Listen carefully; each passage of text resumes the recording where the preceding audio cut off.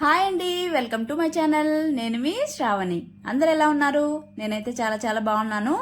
మీరు కూడా బాగుండాలని కోరుకుంటున్నాను. ఇవాళ నేను ఒంటికి చలువనిచ్చే పెసరపప్పు పాయసం ఎలా చేసుకోవాలో చూపించబోతున్నాను.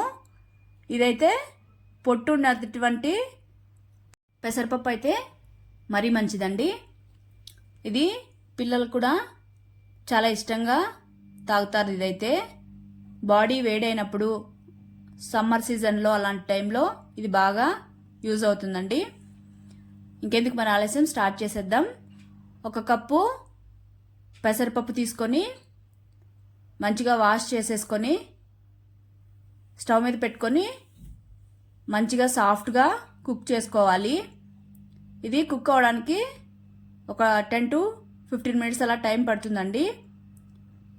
చూడండి, ఇక్కడ సాఫ్ట్గా కుక్ అయిపోయింది. ఈ విధంగా కుక్ అయిన తర్వాత దీన్ని స్మాష్ చేసుకోవాలి. లేదంటే అలా అయినా కూడా ఏం పర్లేదండి, బాగుంటుంది. కానీ ఇలా సాఫ్ట్గా ఉంటే తాగడానికి కూడా మంచి టేస్ట్ ఉంటుంది.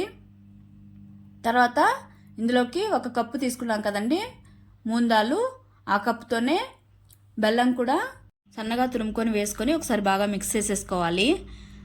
తర్వాత 1/2 స్పూన్ అలాగా ఇలాచీ పౌడర్ వేసుకొని అది కూడా బాగా మిక్స్ చేసేసి ఒక 2 మినిట్స్ అలాగా కుక్ అవనివ్వాలి. తర్వాత ఒక కడాయి తీసుకొని అందులోకి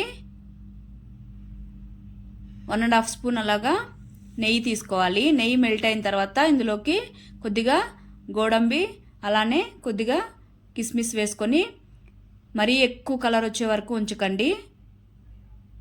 ఇలాగా లైట్గా కలర్ వచ్చిన తర్వాత ఈ గోడంబి అంతా ఈ పాయసంలో వేసేసుకొని ఒక 2 మినిట్స్ అలా కుక్ చేసేసుకోవాలి. కుక్ అయిన తర్వాత ఇదైతే బాగా లిక్విడ్గా ఉంటేనే బాగుంటుందండి టేస్టు, మరి ముద్దగా ఉంటే బాగోదు. నేను ఇక్కడ అదే కప్పుతో పాలు వేసుకుంటున్నాను.